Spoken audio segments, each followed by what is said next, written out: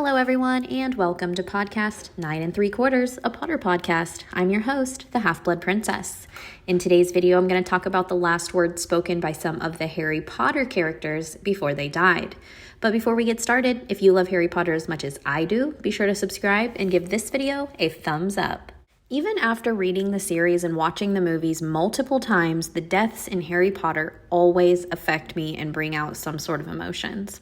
Here are some of the Harry Potter characters' last spoken words throughout the books. We'll start off with Professor Quirrell, whose last words come from chapter 17 in Harry Potter and the Sorcerer's Stone.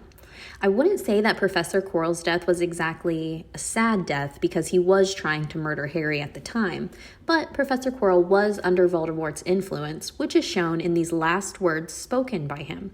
He says, "Master, I cannot hold him. My hands, my hands." Professor Quirrell died in vain in the underground chambers. Lily Potter's last spoken words are shown to us in Chapter 9 of Harry Potter and the Prisoner of Azkaban. Harry learns the last words of his parents in a series of Dementor encounters. Lily Potter says her final words right before she's killed by Lord Voldemort, which are, "Not Harry, please, have mercy, and shows how sacrificing herself, standing in Voldemort's way, shielding Harry from Voldemort, allowed her to place that powerful protection magic on Harry. James Potter's last spoken words come from Harry Potter and the Prisoner of Azkaban in Chapter 12.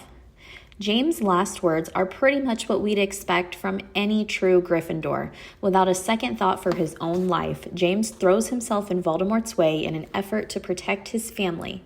James Potter's last words were, "Lily, take Harry and go. It's him. Go, run. I'll hold him off." A lot of people think that Cedric Diggory's death at the end of Goblet of Fire is a key turning point in the series where it goes from a sort of light to a more darker series, because this is really the first time that one of the good guys die in front of us where things finally get real. Cedric's last words in Chapter 32 are, "Wands out, do you reckon?"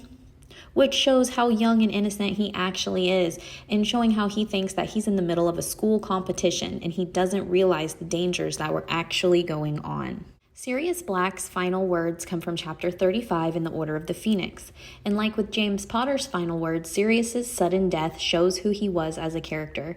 He was brave, slightly arrogant, and desperate to fight for what he believes in, with his final words being, "Come on, you can do better than that." Albus Dumbledore's death never gets any less sad, and Dumbledore's last words have a deeper meaning than what is perceived upon your first time hearing them.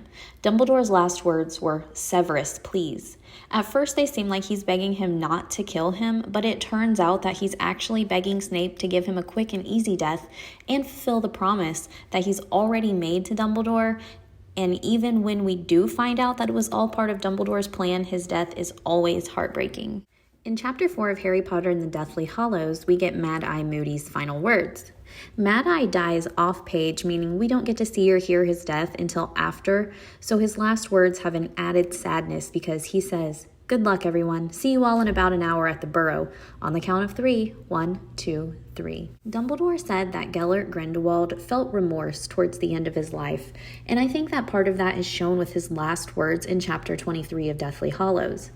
Voldemort comes to get information about the Elder Wand, and Grindelwald chooses to protect Dumbledore's allies by lying about it, and says, "Kill me then, you will not win. The wand will never, ever be yours." Dobby's death in Deathly Hallows Chapter 23 is one of the saddest deaths to me. I personally don't think I'll ever get over it. Ever since Harry freed Dobby at the end of Chamber of Secrets, and maybe even before that, Dobby was devoted to Harry, and this is shown by his final words, which were simply, "Harry Potter." Fred Weasley dies in Chapter 31 of the Deathly Hallows, and he dies laughing and joking alongside his brother Percy, with his final line being, "You actually are joking, Perce. I don't think I've heard you joke since you were..." And he doesn't finish the sentence before his tragic end. Remus Lupin, I think, was a pretty major character, but he doesn't even get an on-page death. His last words are tracked back to the moment before he enters the Battle of Hogwarts, and they seem typical of Lupin's character, with him coming up with a solution, which were, why doesn't Ginny stay here? Then at least she'll be on the scene and know what's going on, but she won't be in the middle of the fighting, which comes from Chapter 30 of Harry Potter and the Deathly Hallows. Like Remus, Nymphadora Tonks also has an off-page death, with her last words being, "Have you seen Remus?" in Chapter 31 of Deathly Hallows, which is actually super sad considering the next time we see her is lying side by side with him in the Great Hall. Chapter 32 of Harry Potter and the Deathly Hallows brings us Severus Snape's death and his last words of "look at me." Again, one of the saddest deaths from the series, in my opinion, and what makes it even sadder is because we don't realize the significance of Snape asking Harry to look at him. It's only after we read the next chapter that we find out that Snape was always in love with his mother, and his final words make sense.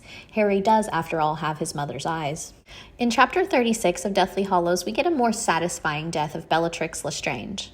Just like Sirius made a mistake of taunting Bellatrix with his final words, Bellatrix makes the exact same mistake taunting Molly Weasley. Her final words are, "What will happen to your children when I've killed you? When Mummy's gone, the same way as Freddy." Bellatrix then pays the ultimate price. And lastly, we have Lord Voldemort's death in Chapter 36 of Deathly Hallows. Voldemort's last words were Avada Kedavra, and despite using the killing curse previously on Harry 2 different times and failing at his attempts, he still attempts a third time, only to cost him his life. How fitting for his last words to be the killing curse.